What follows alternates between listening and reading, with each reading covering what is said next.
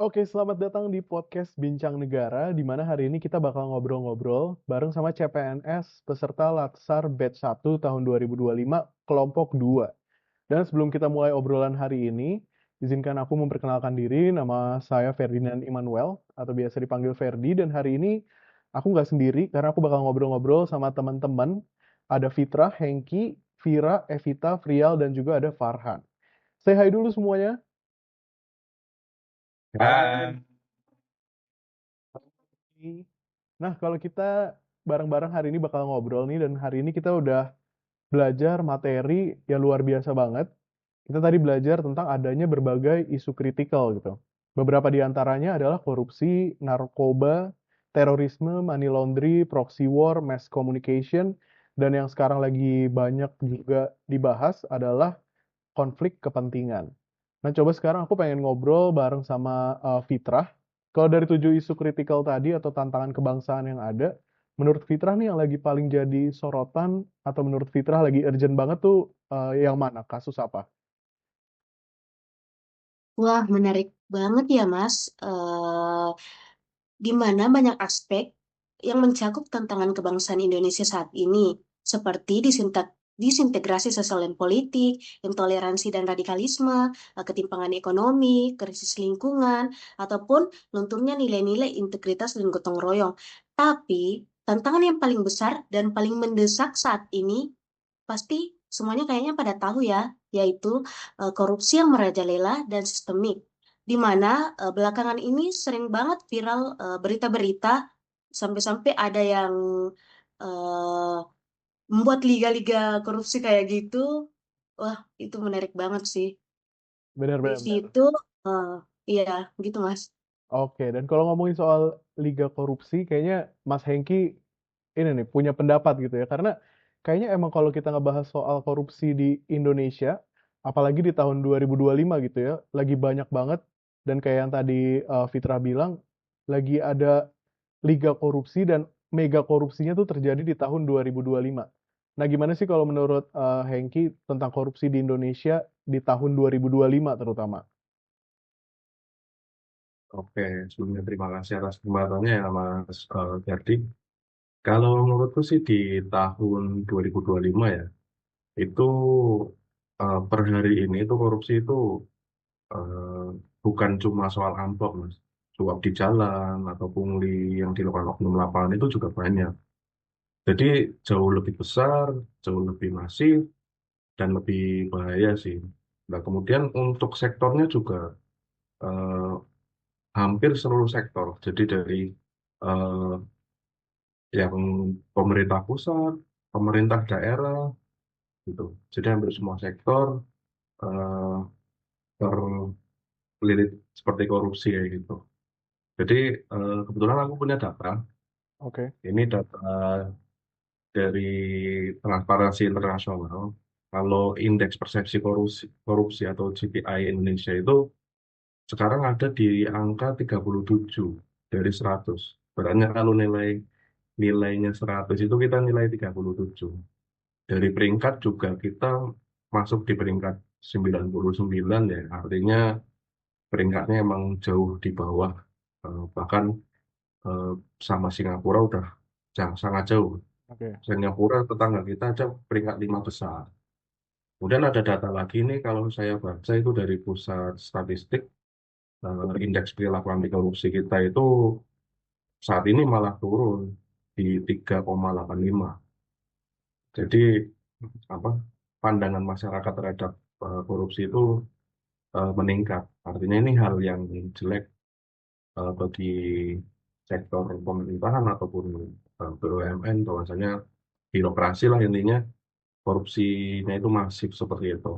Terus saking masif saking masifnya korupsi yang ada di Indonesia di tahun ini, itu ada beberapa skandal yang nilainya memecahkan rekor seperti korupsi yang di Pertamina yang baru-baru kemarin nilainya sampai 900 triliun, padahal sepengalamanku sih waktu 2012 2013 itu ada korupsi IKTP 1,2 triliun aja besar lah.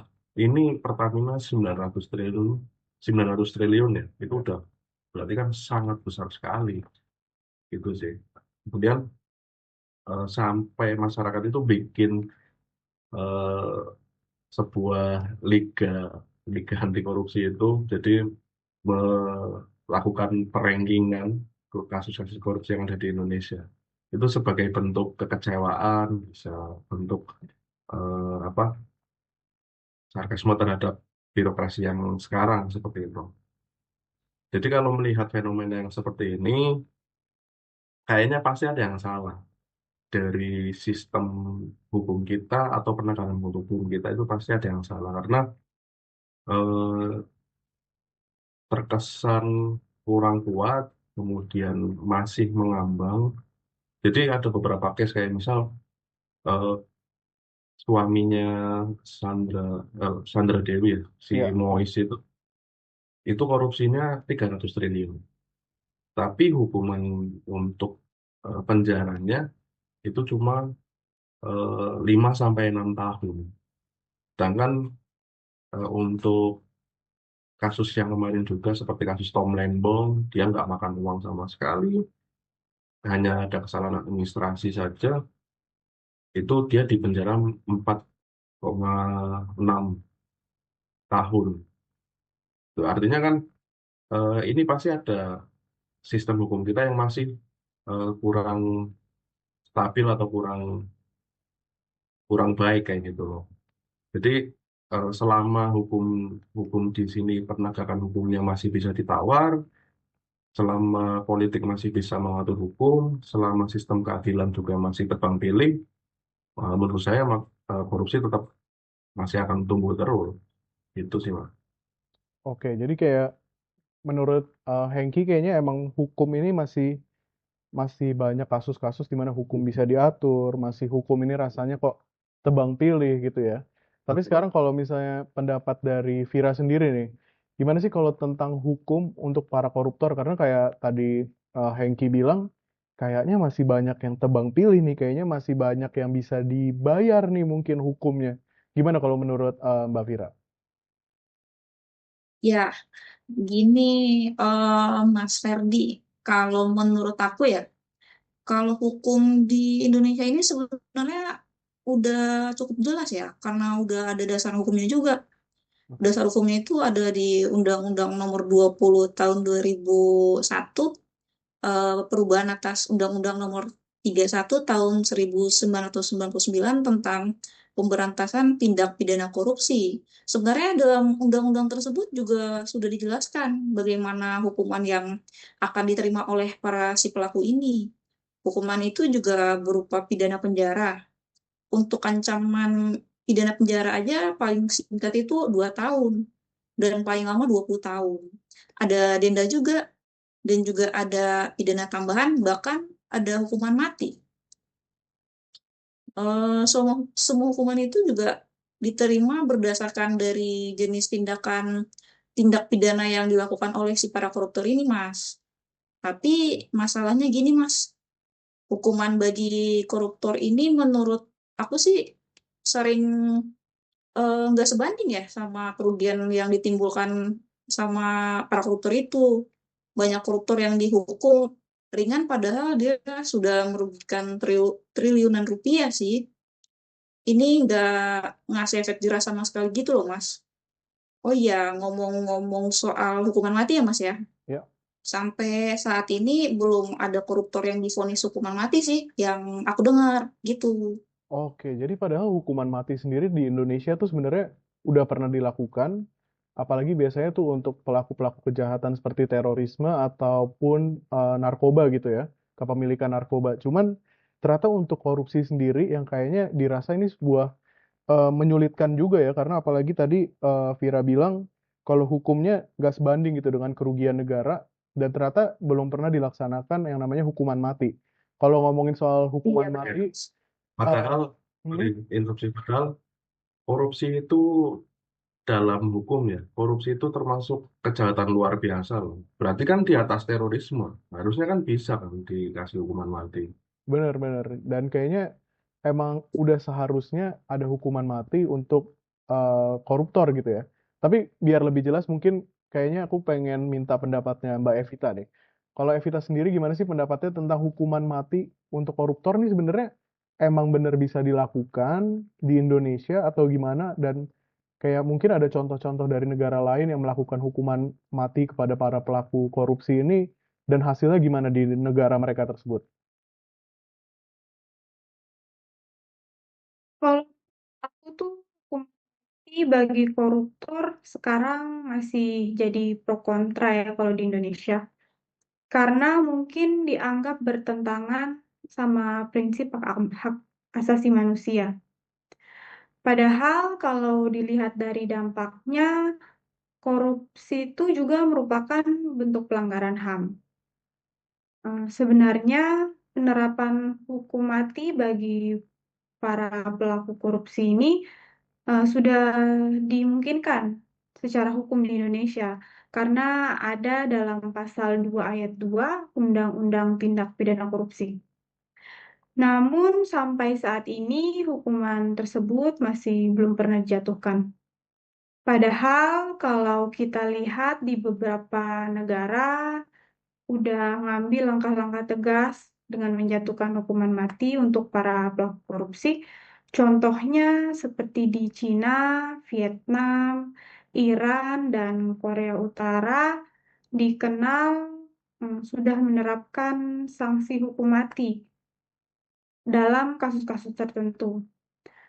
Di Cina misalnya terkenal dengan pendekatan kerasnya terhadap korupsi, di mana sejumlah pejabat tinggi termasuk pimpinan perusahaan milik negara sudah dieksekusi karena terbukti menerima suap dalam jumlah besar. Negara-negara tersebut tuh bisa jadi contoh bahwa korupsi itu bisa dikatakan sebagai kejahatan berat yang pantas mendapat hukuman maksimal, yaitu hukuman mati. Tapi kalau hukuman mati itu masih dirasa terlalu ekstrim di Indonesia, seenggaknya koruptor tuh dihukum seumur hidup tanpa remisi dan semua asetnya tuh disita negara. Jadi jangan sampai mereka tuh masih bisa menikmati hasil kejahatannya atau masih bisa hidup nyaman di penjara. Oke, setuju. Jadi kayak kalau dari Evita sendiri sebenarnya kayak ada pro kontra juga tentang hukuman mati ini. Tapi kayaknya kalau di Indonesia mungkin paling enggak kalau misalnya enggak hukuman mati itu jangan terlalu pendek juga kali ya hukumannya bisa seumur hidup atau bahkan mungkin asetnya disita semuanya gitu ya. Iya. Oke, tapi kalau sekarang aku pengen ke Frial nih. Gimana sih emangnya kalau tadi kan Evita udah bahas tentang hukuman mati, kayaknya emang masih ada pro dan kontra kalau di Indonesia. Tapi kalau menurut Frial, kira-kira ada nggak sih negara yang emang nggak usah pakai hukuman mati deh, ada cara-cara sendiri, cara mereka sendiri untuk menurun angka korupsi bisa rendah gitu. Mungkin top 1, 2, 3-nya negara-negara di dunia ini yang angka korupsinya rendah, gimana sih cara mereka bisa menurunkan angka korupsi itu? Nah, itu dia Mas Ferdi. Jadi ada menarik dari beberapa negara itu yang justru mereka itu nggak menerapkan hukuman mati loh. Oke. Karena dengan adanya hukuman mati itu mungkin kalau di Indonesia itu kurang apa ya, kurang efektif lah ya. Nah, untuk beberapa negara ini kayak negara Denmark, Finlandia, juga Selandia Baru, kayak itu justru dengan adanya tidak menerapkan hukuman mati itu malah bikin tingkat korupsinya juga malah sangat rendah loh. Ternyata ada negara yang kayak gitu. Nah, kenapa mereka nggak menggunakan hal itu? Karena mereka itu secara hukum ya, secara sistem hukumnya itu mereka itu udah sistem hukum yang transparan, terus juga lembaga yang independen, juga serta pendidikan anti korupsi yang ditanamkan sejak dini. Nah, dari negara-negara itu tadi, dari situ kita tuh juga bisa belajar loh bahwa kunci keberhasilan pemberantasan korupsi itu tidak selalu terletak pada beberapa berat hukumnya, tapi juga pada berapa efektif sistem itu bekerja. Nah, di Indonesia sendiri itu sebetulnya sudah menerapkan contoh dari negara tersebut itu oleh KPK seperti pendekatan Trisula kayak penindakan, pencegahan dan juga pendidikan. Nah, salah satu pencegahan anti korupsi dan juga penguatan integriti birokrasi. Jadi, meskipun hukum mati itu sering dianggap, tapi kenyataan itu tanpa sistem hukum yang kuat, para hukuman apapun tetap bisa ditembus. Nah, jadi dari sini kita belajar ya, kalau hal yang perlu dibangun itu bukan hanya rasa takut terhadap hukuman, tapi juga budaya malu untuk korupsi dan sistem yang membuat kejahatan itu tidak bisa lagi disembunyikan. Itu sih menurut aku, Mas Verdi. Oke, jadi kayaknya emang ada negara-negara yang nggak perlu pakai hukuman mati, tapi justru sebenarnya yang diperkuat itu sistem hukum yang transparan, lembaga independen, dan juga ada pendidikan anti korupsi. Tapi kayak tadi Iya, Mbak Frial juga udah bilang, Indonesia tuh sebenarnya juga udah ngelakuin gitu ya, karena KPK sendiri melakukan iya, pendekatan Trisula. Cuman kok kayaknya angka korupsi di Indonesia tuh kayak nggak turun-turun gitu ya. Dan hukum yang udah ada di Indonesia kok kayaknya iya, apa kurang membuat para koruptor ini takut. Nah, sekarang aku pengen ke Farhan deh. Kalau menurut Farhan sendiri, emang dari hukum yang udah diterapkan saat ini udah angka korupsi juga nggak turun-turun gitu ya rasanya. Apakah emang korupsi di Indonesia ini udah jadi bisa kita katakan sebagai budaya korupsi di Indonesia, atau enggak kok sebenarnya nggak budaya gitu loh, korupsi itu ya emang ada orang-orang oknum aja yang jahat gitu. Gimana menurut Farhan? Oke, terima kasih Mas. Terima kasih Mas Ferdi. Oke, jadi kalau menurutku sih ya Mas ya, ya walaupun harus kita akuin ya Mas, tingkat korupsi di Indonesia itu masih tergolong tinggi ya, Oke. atau secara nggak langsung ya praktik korupsi di Indonesia ini masih sangat merajalela lah ya, yang dimana menurut KPK juga nilai indeks persepsi korupsi atau IPK sama yang kayak Mas Hengki bilang di tahun 2024 itu Indonesia tuh nilainya tuh 37 dari 100 gitu. Jadi kayaknya itu masih di bawah KKM lah ya. Ya walaupun nilai ini mengalami kenaikan sih dari tahun sebelumnya ya, dari tahun 2023 tuh 34 dari 100. Jadi kayak naik 3 skor lah dari Ya. 2023, tapi peringkat korupsi Indonesia ini masih di peringkat 99 dari 180 negara. Itu kan wah, masih jauh banget lah ya. Jadi Naik ya tapi belum lulus. iya. Jadi masih bisa dibilang ya belum bisa dibilang bangsa anti korupsi juga sih sebenarnya. Ya walaupun demikian, cuman ya nggak tepat juga sih kalau menurutku korupsi itu dicap sebagai budaya Indonesia gitu. Karena ada beberapa alasan kenapa aku bisa bilang gitu. Yang pertama mungkin ya berkaitan dengan budayanya gitu. Yang namanya budaya pasti kan berkaitan sama kebaikan budi, yang dimana pengertian budaya sendiri itu kan hasil daya cipta, rasa dan karsa manusia itu sendiri kan, yang tentu melahirkan perilaku yang kebiasaan-kebiasaan yang baik gitu. Jadi kayak nggak tepat aja sih kalau menurutku. Yang kedua, apabila kita beranggapan eh, bangsa Indonesia itu budayanya korupsi, kalau menurutku itu sama aja kayak mencap kalau bangsa kita itu bangsa yang pesimis sih kalau menurutku ya, karena sekarang nggak langsung kita kayak udah ngecap kalau kita tuh kalah dari korupsi gitu. Terus yang ketiga juga faktanya kalau menurut Profesor Mahfud MD itu dalam perjalanan bangsa Indonesia itu pada awal kemerdekaan juga korupsi bisa diatasi kok, bisa diminimalkan melalui konfigurasi dan kebijakan politik yang sedemikian rupa sih. Oke. Pada era itu korupsi besar itu masih bisa dihitung jari gitu, dan masih mudah untuk diadili sih sesuai hukum yang berlakunya gitu Mas. Jadi kalau menurutku sih nggak tepat aja sih kalau korupsi itu bagian dari budaya bangsa Indonesia. Yang tepatnya tuh mungkin eh, wabah penyakit kali ya, wabah penyakit yang ngejangkit seluruh lapisan bangsa lah kalau menurutku sih. Maka dari itu Oke. ya korupsi harus segera ditemukan obatnya sih agar Indonesia bisa jadi negara anti korupsi sih kalau menurutku sih gitu sih ya Mas ya. Oke, berarti kayak kalau Mas Farhan nih masih ada optimisme kalau ini tuh penyakit dan bisa disembuhkan sebenarnya ya, korupsi ini ya, bukan budaya. Iya, bener. Harus Oh, seperti wabah yang perlu ditemukan lah obatnya gitu ya. benar-benar. Kayak COVID perlu ada Disembuhkan vaksinnya juga gitu ya. dicegah mungkin ya. Iya, Betul. bener-bener, Mas. Oke, Disembuhkan tapi juga dicegah juga. oke. Iya, bener-bener.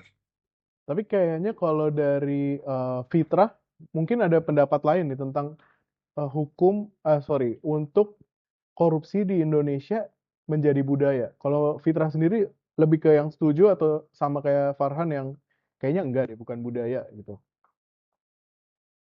Wah, terima kasih Mas Ferdi.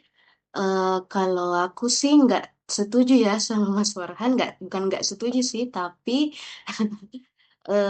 menurut menurut aku ini korupsi ini sudah jadi budaya. Oke. Kenapa aku bilang korupsi ini sudah jadi budaya? Karena eh, kalau kita kaji lebih dalam lagi eh, kasus-kasus korupsi yang terjadi di Indonesia, kita bisa lihat korupsi ini ternyata terjadi di semua level. Bukan hanya di tingkat atas seperti pejabat, tapi juga di bawahan-bawahannya kayak pungli di pelayanan publik, suap saat ujian, ataupun gratifikasi kecil-kecilan. Seringkali itu semua dilakukan tanpa rasa bersalah, bahkan dianggap wajar. Eh, Ya, dan jika kita mengkaji dalam konteks lain juga, ternyata korupsi ini telah dibiasakan sejak dini sih, di mana kita lihat pada waktu kecil ini atau pada masa-masa remaja kita ini, kita dapat lihat anak-anak sekolah nyontek, itu termasuk korupsi nggak sih? Ya. Korupsi waktu juga, mahasiswa bayar skripsi, atau orang tua menyuap sekolah-sekolah, kayak gitu, itu sudah proses dari dini. Jadi, itu sudah kayak berkembang hingga pas dewasa itu integritas seseorang itu ndak terjamin gitu. Oke. Selanjutnya kita juga bisa lihat sanksi-sanksi hukum yang nggak menakutkan sehingga di Indonesia ini terus menjadi budaya kita, di mana ada hukuman ringan, remisi, fasilitas mewah di penjara, sehingga nggak ada efek jerah yang kuat ya. Ya, ya. Bahkan biasanya setelah di penjara banyak pejabat-pejabat bisa mencalonkan diri lagi di politik kayak gitu, Hmm. Mas. Iya benar. Jadi kalau aku bisa tarik kesimpulan dari kata-kata Mbak Fitra sih, mungkin malah bisa dibilang korupsi itu udah mengakar ya. Dari kecil pun kita udah kayak terbiasa untuk korupsi gitu, mulai dari korupsi waktu, nyontek, kayak gitu ya Mbak berarti ya. Iya, betul sekali, Mas. Oke. Buat terakhir mungkin aku pengen tahu dari Vira mungkin apa sih kalau misalnya ini kan sekarang kita bareng-bareng lagi latsar sebagai CPNS gitu ya. Nah, kira-kira kalau menurut Vira apa sih langkah nyata yang bisa kita lakukan saat ini buat melawan korupsi terutama sebagai kita nih para calon-calon PNS nantinya. Iya, kalau menurut aku gini ya Mas Ferdi, melawan korupsi itu nggak harus dari hal yang besar sih, karena korupsi itu sendiri kan terjadi karena adanya niat ya, niat, Betul. kesempatan dan juga sistem yang longgar. Jadi yang harus kita perbaiki dulu itu ya harusnya diri sendiri sih, sederhananya mulai dari kejujuran dan tanggung jawab gitu. Jadi yang harus diperbaiki pertama itu integritas sih, itu menurut saya Mas. Oke, integritas harus jadi nomor satu ya, yang paling diutamakan sebagai kita para calon pegawai negeri sipil. Nah, kalau misalnya menurut Mas Farhan, pertanyaannya masih sama nih. Kira-kira sebagai calon PNS atau bahkan PNS masa depan gitu ya, kita ini, kira-kira langkah nyata apa sih yang Amin. bisa kita lakukan untuk melawan korupsi dan supaya kita nggak kayak mungkin bisa dibilang kayak generasi sebelumnya kali ya, yang ada korupsinya, kayak gitu. Oke, kalau menurut saya sebenarnya saya juga sependapat sama Mbak Vira. Untuk mencegah korupsi itu sebaiknya dilakukan dari hal-hal kecil dari diri kita sendiri, yang dimana bisa dengan cara menanamkan rasa syukur atas apa yang kita miliki selama ini, kemudian kayak menanamkan integritas juga sejak dini, sama seperti yang Mbak sebelumnya bilang, kemudian bisa bekerja dengan jujur juga, kemudian berani untuk menolak sesuatu yang bukan hak kita. Karena menurutku perubahan besar itu nggak terjadi semalam sih, karena setiap langkah kecil itu bagian dari proses menuju tujuan yang lebih besar gitu. Jadi kalau setiap individu bisa mencegah dari hal kecil dari dirinya sendiri itu dengan konsisten dengan berbuat jujur dan tanggung jawab, kalau aku sih percaya sih bangsa Indonesia bisa lepas dari wabah korupsi sih Mas. Mantap, luar biasa, Farhan, 2025. Oke. Jadi kalau misalnya dari Mas Farhan nih tadi kita bilang bisa tangkap kalau misalnya kita sebagai PNS ini nanti PNS masa depan kita harus bersyukur, berintegritas pastinya, bekerja dengan jujur, dan kita harus berani buat menolak yang bukan hak kita gitu ya Mas ya. Iya, betul, betul. Oke, emang luar biasa banget diskusi kita hari ini. Dan kayaknya emang korupsi ini kalau dari pembahasan kita nih emang jadi satu dari sekian banyak isu yang lagi jadi perhatian gitu ya. Maka dari itu kita sebagai calon PNS juga harus berjuang sekuat tenaga untuk bisa menjauh dari perbuatan korupsi kayak gini dan hidup dan bekerja dengan integritas. Kayak tadi Vira dan juga Farhan bilang. Dan pastinya terima kasih buat kelompok 2 untuk diskusinya hari ini. Dan terakhir ada sedikit kata-kata untuk hari ini, di mana korupsi di negeri ini emang merajalela, menggerogoti sistem, melukai asa. Dari jalan berlubang sampai anggaran lenyap, dari sogokan kecil hingga miliaran yang diserap. Tapi bukan berarti kita hanya bisa meratap, diam, mengeluh lalu ikut-ikutan gelap. Bangsa ini nggak kekurangan orang hebat, yang jujur, bersih, dan berani bersikap. Jangan sampai korupsi jadi budaya, apalagi dibenarkan demi keluarga. Jangan sampai korupsi jadi warisan yang diturunkan dengan bangga ke generasi depan. Mari lawan dari hal yang sederhana dengan kerja jujur dan hati yang merdeka. Saya Ferdi dan kelompok 2 undur diri. Sampai jumpa dan salam bincang negara. Dadah semuanya. Ah, Dah.